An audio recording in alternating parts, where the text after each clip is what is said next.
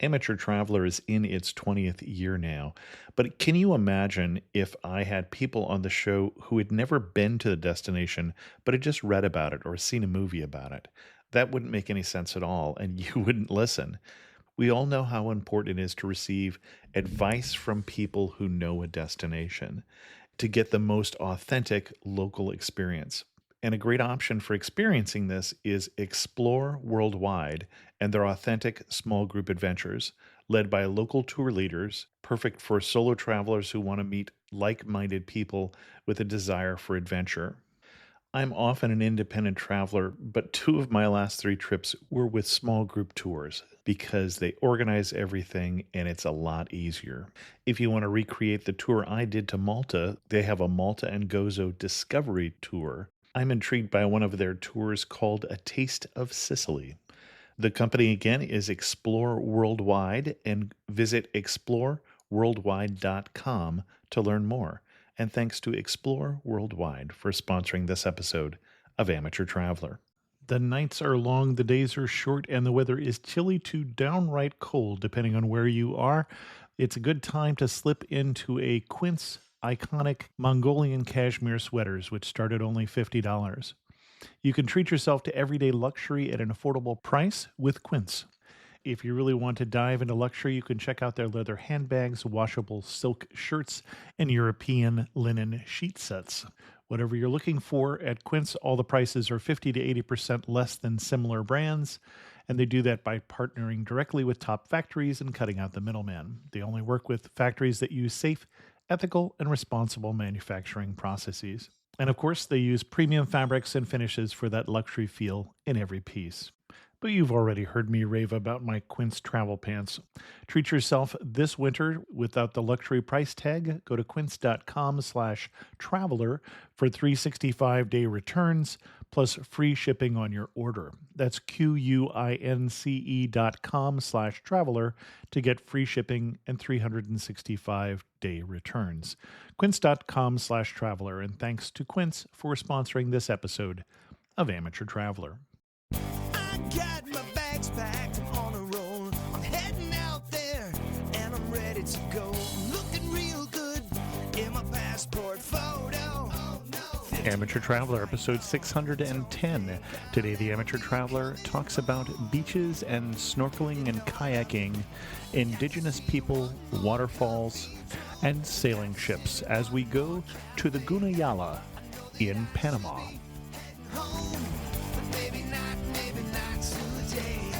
Welcome to the Amateur Traveler. I'm your host, Chris Christensen. I'm hoping we have a treat for you today. It's one of those destinations that I had not heard of, and I'm hoping that at least for some of you, this is something that is new on your radar as well. So let's talk about the Guna Yala. I'd like to welcome to the show Lynn Smith from LynnSmithDestinations.com, who's come to talk to us about Panama, but a little different itinerary this time. Lynn, welcome to the show. It's great to be here. Thank you, Chris. And I say a little different itinerary. Why don't you tell the listeners what we're going to talk about? We're going to talk about going to Panama, the city of Panama City, and not spending a great deal of time there, but to move very quickly to the coast and spend 5 nights aboard a charter boat and enjoy the Guna Yala Islands off the Caribbean coast of Panama. The islands are also known as the Guna Yala, and that is spelled Gunayala, 2 different words. Excellent. And why are we going to the Guna Yala?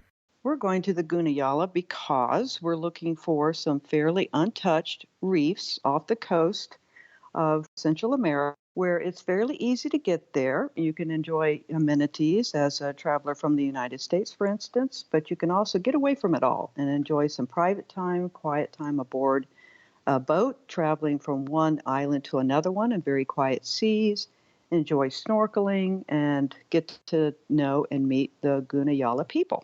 Okay. Well, and I think you've given us our itinerary right there, so we'll skip over that and talk about getting a boat. So let's start with the basics. First of all, can I just come down and walk up to the harbor and get a boat, or can I do that while I'm at home, or either one?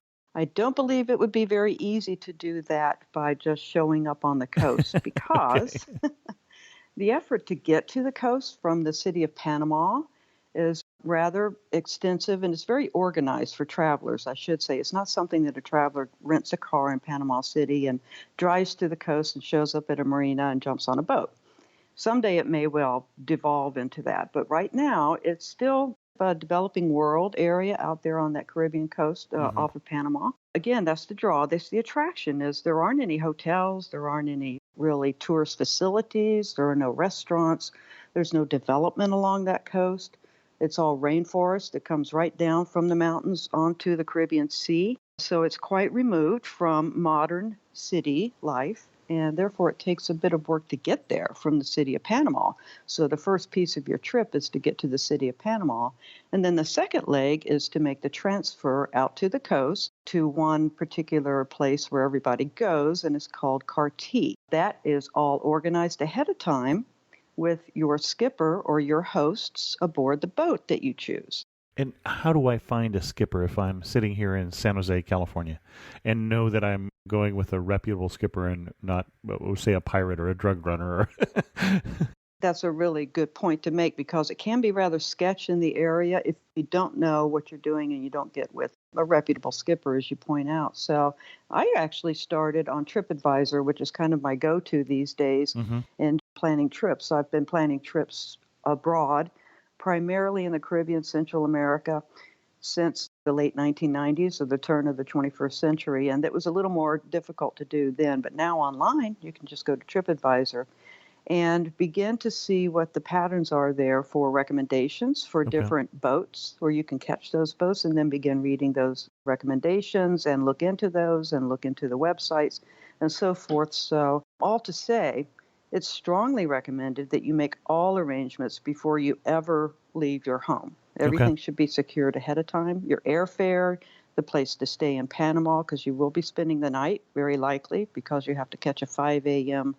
ride in an SUV to the coast with some other people who will be in the same SUV. So it's a shared ride. Okay. And then you'll make your way to the coast, which will be a 1 day trip. You'll leave early in the morning. You'll arrive at the coast approximately 3.5 hours later. And it's a pleasant enough trip, but you will be going over mountains, and there can be some difficulties there. We can chat about that in a minute. Some uncomfortable rides for those who might get car sick. So there's a few tips there. Okay. Once you get to the coast at Carti, it's not really a marina as most Americans may have experienced them. There aren't yachts and boats and restaurants and lots of hubbub. Instead, it's rather rough and ready. There's a restaurant there. There's an area which is basically a building, where you disembark from your SUV and you go into the building and you would pay a small fee per person to enter the area of the Guna Yala because it's managed by the Guna people. So they do charge a per person fee, and I can go over those fees as well, Hmm. cash.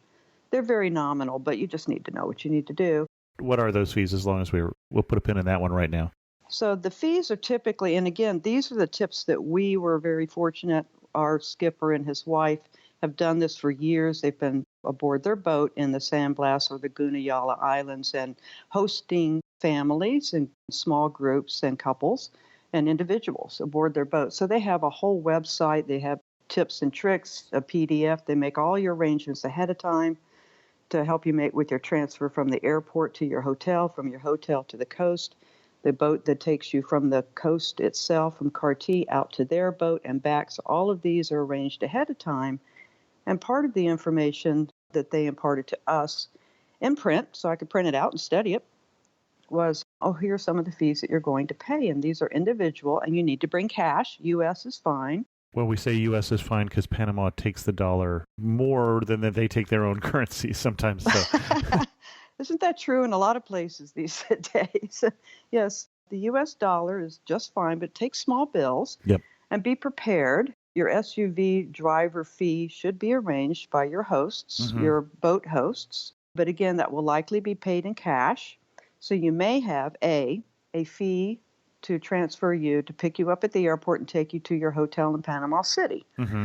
And then B, you'll also have a per person fee to take you in a different SUV with a shared ride out to the coast, and that would be approximately $25 to $35 per person. Okay. So that's one way to take you over to Carti so that you can pay your next fee, which is to get into the Guna Yala, and that is the tourism tax. Okay.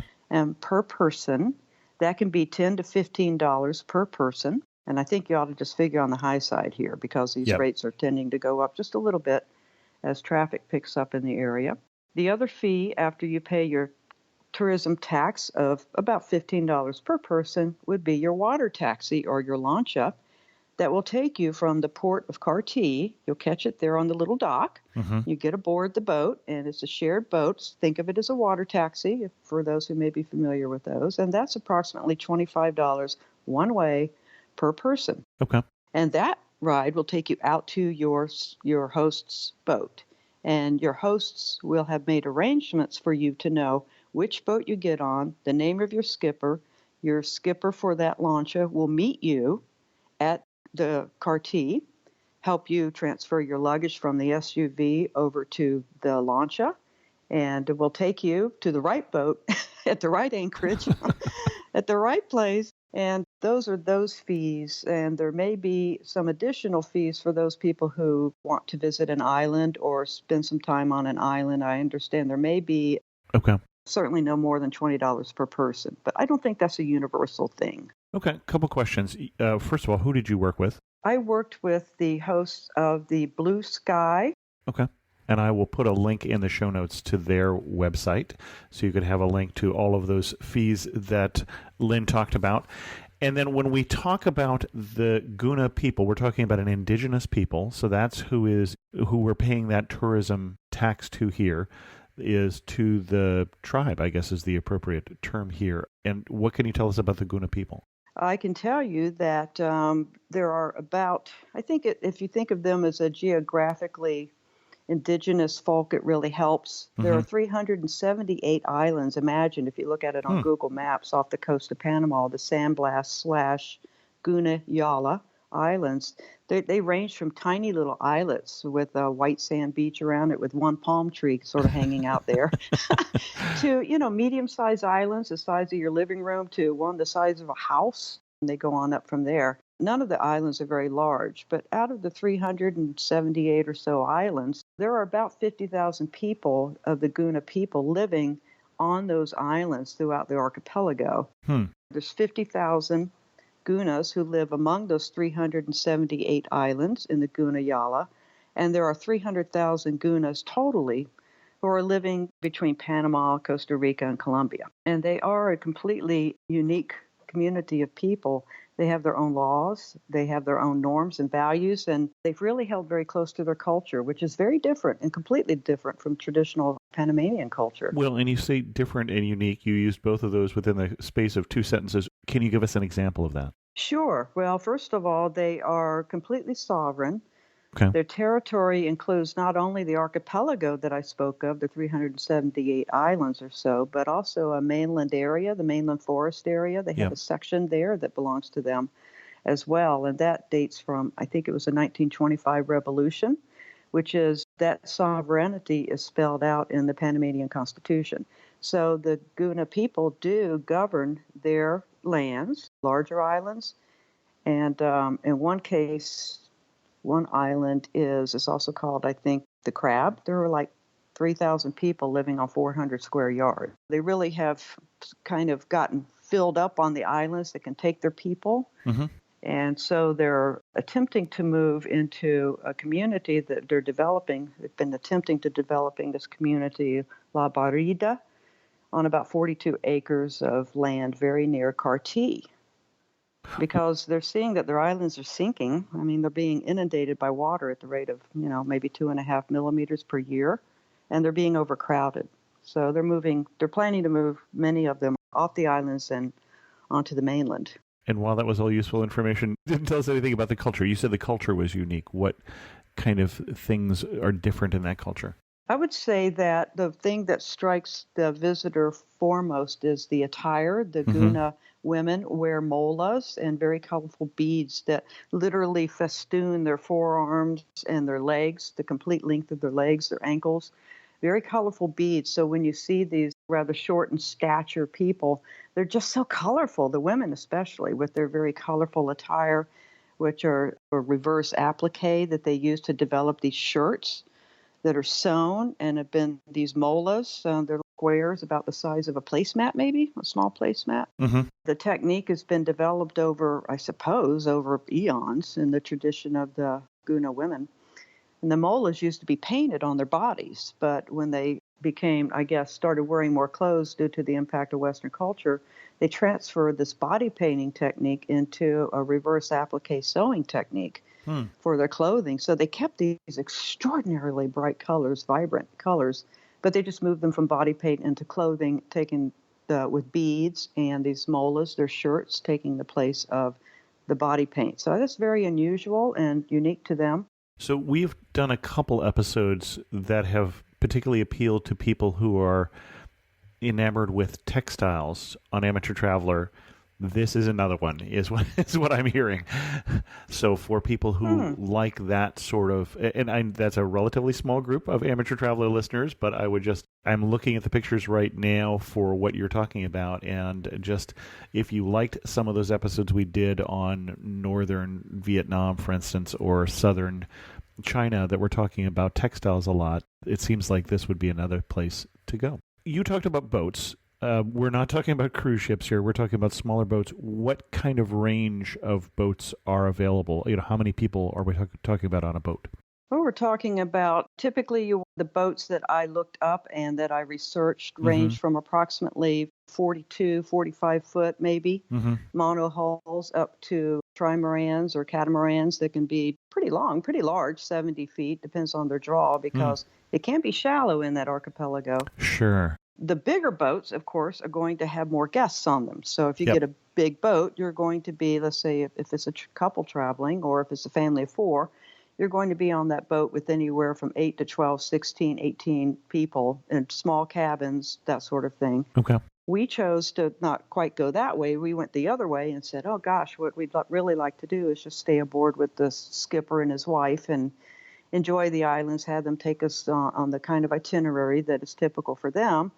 And it'll just be the two of us aboard. And that was a very comfortable craft that I selected. It was a monohull sailboat, but a very broad beamed sailboat with a big awning on the back, a canvas awning to keep you under the shade so you can enjoy the breeze. It's very stable, so the boat doesn't rock a lot at anchor. It's very quiet back in those anchorages. You're not out in the ocean. You're not anchored in the ocean. You're anchored in the protected waters of the archipelago.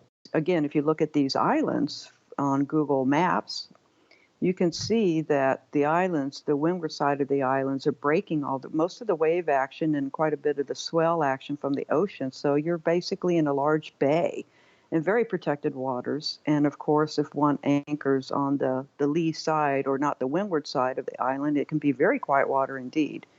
So it was important for me because I do have some experience of private boats and larger boats, not cruise ships, but being aboard 40, 50 plus foot boats. I found this particular 45-footer to be very comfortable and very accommodating for up to 4 or 5 people aboard, but we were the only ones. We had the place to ourselves, the skipper and his wife. So it was really quite idyllic, very quiet, very peaceful, very serene, and we had the opportunity to travel around and see a different island every day and snorkel different reefs every day. Well, and give us a little bit of an idea of what kind of that itinerary is. So is every day the same? I'm going to a different island. It's a big island. It's got one palm tree. It's got 100. And I'm doing snorkeling, or are there different kind of days? They can be different depending on the weather. So Sure. The time of year is very important. I'd be happy to add a little more color to Please that do. if we'd like to. Okay. For those who may be familiar with ocean sailing or spending time on the ocean on a private boat or liveaboard or something, or for those who aren't, it's just important to avoid windy season, rainy season, which of course in the tropics or the subtropics can be a real consideration. You don't want to go visiting and have 4 days of rain and sit in your cabin while you're at anchor. So for us, and again, this is through consulting very closely with Debbie and Breeze, that's the hostess and her skipper husband aboard Blue Sky. They're just so good about giving very good directions, this best time of year, why you would come. This might be a busy time of year and a little more to pay for airfare, but it's the best time of year when it's cooler. There's no rain and the winds are pretty much slack. but Hmm. and yet you get a nice sea breeze. So that's why we chose to go when we did, which was in late April. Okay. Mid to late April is probably ideal because the rains will begin. The monsoon season probably starts, it can start as early as May, and it might be a bit windy. Could make it a little rough and choppy if you're going to be out in a little boat, which you might be, you probably will be, in a little Zodiac buzzing over to the island, have an island picnic or something. So you want to have the best weather conditions for what you're doing, which is enjoying these islands, enjoying snorkeling. Hmm. And yes, each and every island and each and every reef system around the islands is completely different, but they are the same in that they are peaceful and tranquil, and you have it to yourself. There are no other boats there. There are no other partiers. There's nobody on the island. It's just you and your cooler and your snorkel gear. And you can spend an afternoon. You can spend a couple of hours snorkeling and come back to the boat. You can get out on a kayak and paddle out to the island or paddle off away from the boat. And in the background behind you, not that many miles away at all, are the range of mountains that completely run up and down that Panamanian coast. Hmm. And that range of mountains just stays kind of a deep purpley blue during the day, and the sun will light the face of them in the morning. So you have this backdrop of the mountains there just completely covered in jungle. And you're out on the ocean on a 45-foot boat. You might be paddling a kayak over to this little island over here. And it's a real feeling of serenity and tranquility and having the place to yourself. And you mentioned the monsoon seasons, and we've done other shows on Panama if people are interested, both on the Panama Canal as well as adventures around Panama. But I would remind people that Panama gets a lot of rain. One of the reasons the Panama Canal is there is that it gets so much rain that they can use it, especially with the older canal before they built the new one, with the whole canal system could be entirely gravity fed because there was just hundreds of inches of rain a year. It made it so hard to build the canal, but it made it so easy to run. So that's the kind of monsoons that we're trying to avoid, is a lot of rain. Yes, and nobody knows better really than your skippers, Mm-hmm. the people, your host aboard the boat. And this is another reason that I chose the boat that I did, because I suppose there could be a whole range of experience among the skippers and Mm-hmm. captains who operate these private vessels, who have permission from the Guna people to operate in this archipelago. And they are known by the Guna people. They come and visit the boat. They might come by and ask to charge their cell phone aboard the boat. They'll certainly bring the fruit boat by. You can buy fruit right there. Here comes the boat, and they pull up next to your boat. And you can look down in the fruit and go, oh, that looks like a great melon. And there's Debbie picking out your fruit for your dinner that night or for your breakfast tomorrow. So it sounds like, rather than, I had sort of a picture that on some of these days you would visit Guna village or whatever on one of the larger islands. It sounded like it was more everyday kind of contact with the local people, with the fruit boat or with people coming by to charge their cell phone or that sort of thing. If I got the right picture? It could be a mix. Okay. It's really up to you. We chose in our itinerary not to spend time on the islands, as much time actually with the Guna people, because our Got it. focus was on snorkeling reefs. And the reason for that is I have a background in marine biology, and I have been snorkeling reefs throughout the Caribbean since the 1970s. Okay. And my personal search is for the last of the living reefs that haven't been bleached out. So this was really an opportunity to spend as much time underwater and above the water aboard the craft.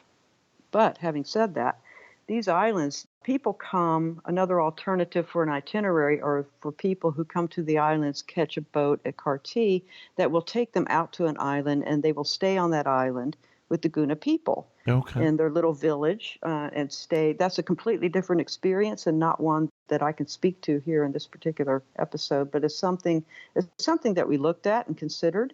But Mm-hmm. for me, I'm more of a boat person and a snorkel person, so that was a personal preference. But yes, when Debbie reached out and sent the tips and information to us, things you can do while you're aboard Blue Sky. And she lists a bunch of things, and one of them is we have friends among the Guna people, and they do this all the time. They'll meet you at our boat, and they'll take you right over there to the mouth of a river, and you can ride the boat right with them up the river, and then you can walk up and do some hiking up to a beautiful waterfall. Would you like to do that? Or you can visit this island or visit that island, and you can visit the village and see the crafts and visit with the people there and have a drink or a soft drink or have a meal. But these things need to be arranged ahead of time, preferably, Mm-hmm. because there are limited resources and that sort of thing, and the boat has to move from point A to point B to accommodate it so that you can easily get to that island. So you can mix and match the itinerary, really. Were there other options like that that we haven't talked about so far that you chose or didn't choose? No, that's pretty much the options are Okay. stay aboard the boat and enjoy the islands and paddle around. B, you can also, on one of your days that you're aboard the boat, you can visit an island and visit a village and visit with the people there and see the crafts and have a drink, have a little snack or a meal, come back to the boat and move off to another island the next day. Or maybe the third day that you're there, you're like, oh, I think we'd like to go do that waterfall thing. Why don't? But really need to make that arrangement ahead of time Okay. so that the Guna people can make the arrangement to get their boat out to your boat, wherever your boat is anchored, and take you up to the river. So that would be at a certain point in your itinerary when your host boat arrives off the coast at approximately the right island on the right day, and then you can catch your boat. It'll take you up the river, and you can go do a waterfall hike in the jungle, in the rainforest. Okay, excellent. Well, and then getting back to the snorkeling a bit, which you spent a lot of time doing, what is the health of the reef or the reefs down there? I would give them a definite 6 out of 10, but this is based on my experience, which is really quite extensive. Yeah, well, that's why I wanted to ask. I would say it's 6 out of 10, with the caveat that the closer you get to the coast and the closer you get to Yep. Cartier, there's just more traffic on the reefs. There's been more pressure, I think, put on the reefs through fishing. Okay. There is no scuba diving allowed anywhere, by the way. It's completely illegal in the really? Guna Yala. No tanks. That's right. Huh. Because the Guna people, they're fishermen. This Yes. has been their history. So they have been very dependent and still are to this day. They sell a great amount of particularly lobsters, crabs, mollusks in Panama City. And so they're pulling those crustaceans and whatnot off the reefs and the fish off the reefs. And as more and more traffic, tourists, about 100,000 tourists a year now visit the Guna Yala, I presume that will only increase. That is to say, the degradation of the reefs have been somewhat noticed because there's some plastic in the water. Yeah. There's trash everywhere on the planet. There's no doubt about it. There's also a certain amount of maybe overfishing. Certainly did some research there on the amount of lobsters that are coming out of the Guna Yala, and about something less than half of the lobsters that are sold in the marketplace coming out of the Guna Yala are pre-reproductive. In other words, they haven't even reached sexual maturity, and yet they're caught and sold. So as responsible tourists or visitors, we want to be sure that we understand what the lobster season and the crab season is and what it isn't when the season is closed, which is March through May. And I would not be expecting to eat a Caribbean lobster March through May if I were visiting there, Okay. for instance. Good to know. So this is not going to be one of our longer shows because it's a little hard to describe a day of snorkeling other than it's really fun. And you get to see a lot of pretty fish. What surprised you about this trip? I think the thing that surprised me the most was the condition of the reefs. I expected them to be much worse off than they were because they are located so close to the Panamanian coast. But obviously the offset of that is that the Guna people really they depend on those reefs for their livelihood, and I think they're making every effort that they can to protect those reefs, including no longer removing chunks of coral to add to the little islands that they live on. They did that for many, I guess hundreds, thousands of years. But that's no longer a sustainable practice to try to grow your island or to protect your island from wave action by digging up coral from nearby reefs and placing it at the shoreline of your island. So that practice is definitely frowned upon, and I think not so widespread with the Guna people. So they are protecting their reefs. Also, they will not sell or lease or rent their lands to anybody who's not a Guna. Anyone. So there's very little or no chance of any, large developers coming in on the coast. So even if you listen to this episode 10 years from now, you're not going to find tall high-rise hotels, it sounds like, on the coast there. I believe that may be a fair statement, unless they yes. change their direction very, very considerably. Excellent. Besides sunscreen and a swimsuit and maybe prescription goggles or mask if we need them, what else should we pack for a trip like this? There's no dress for dinner on the boats, I'm assuming, so. Bring one pair of shorts, you'll be fine. With don't two need my bathing suits. tuxedo for this particular cruise that we're talking about.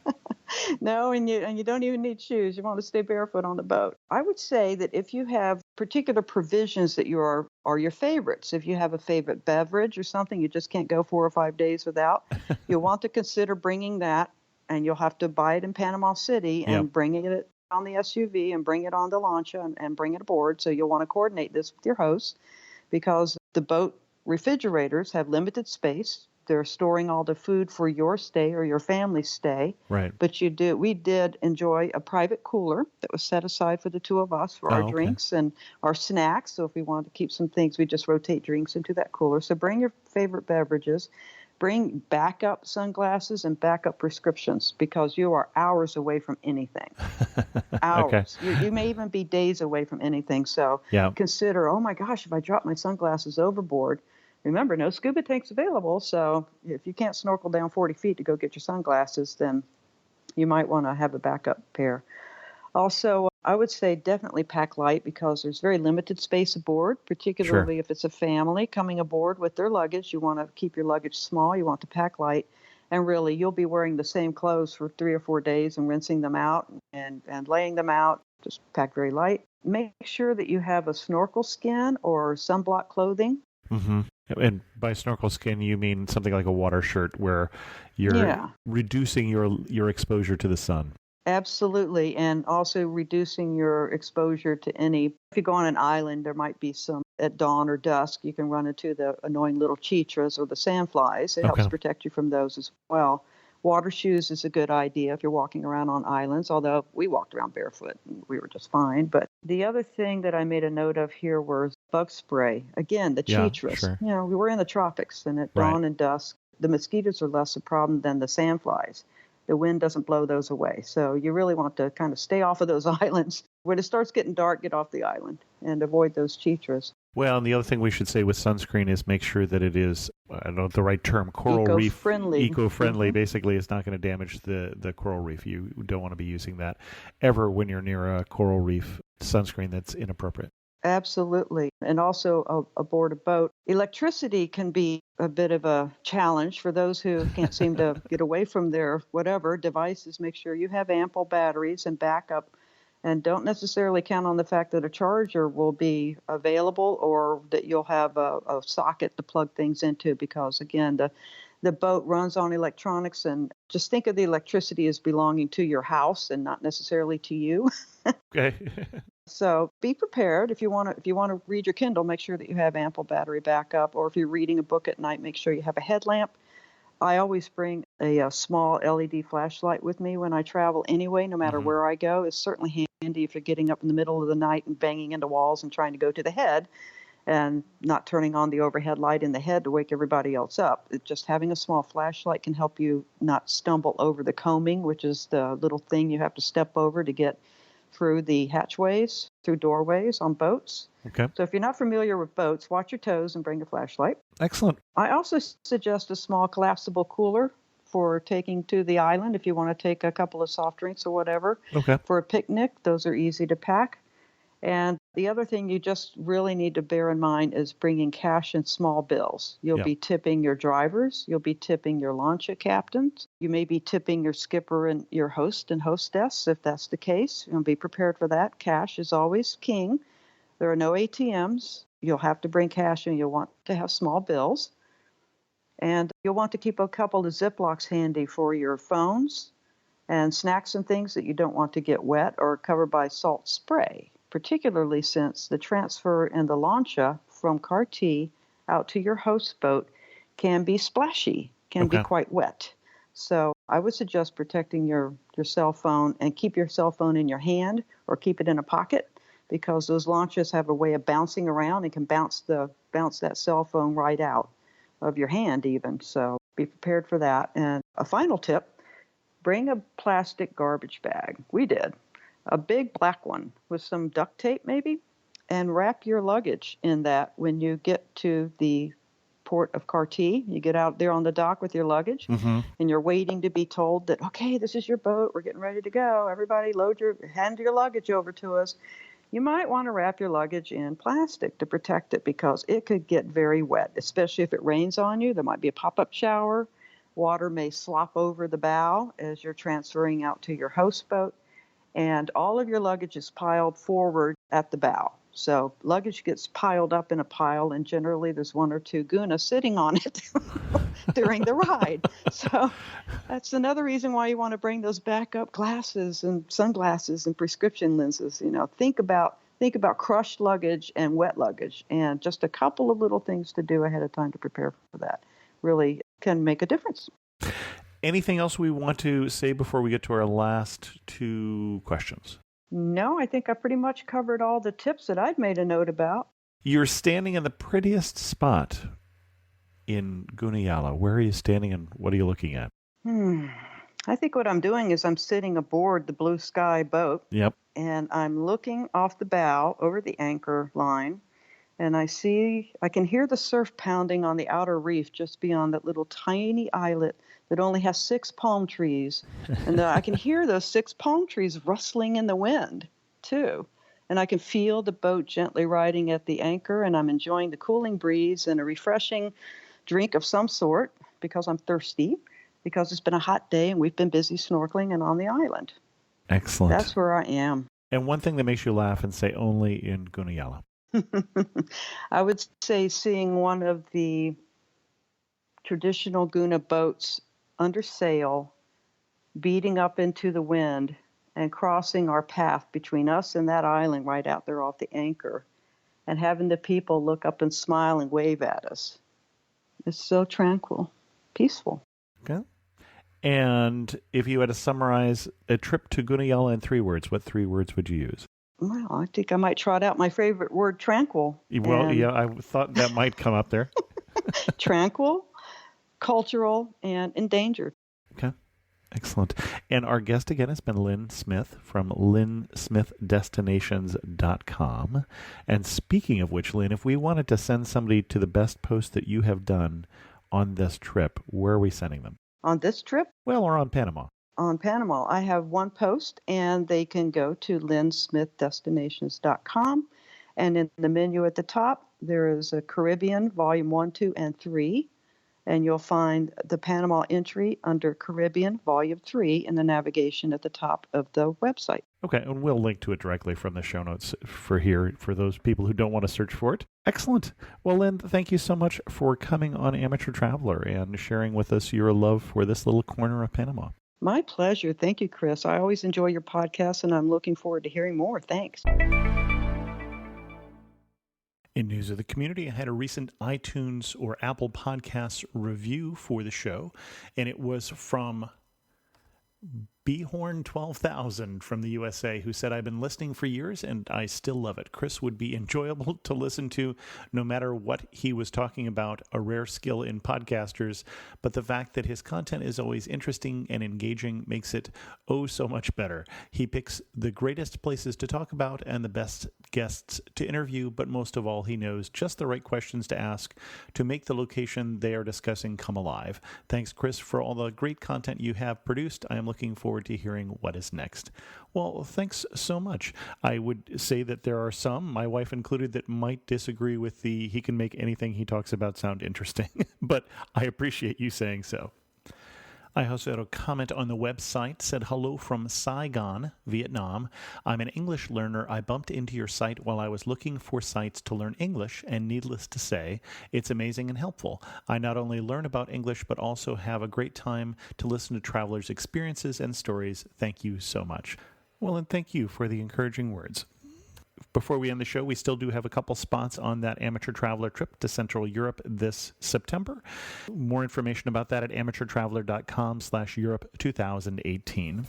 With that, we're going to end this episode of The Amateur Traveler. If you have any questions, send an email to host@amateurtraveler.com, or better yet, leave a comment on this episode at amateurtraveler.com. And thanks so much for listening.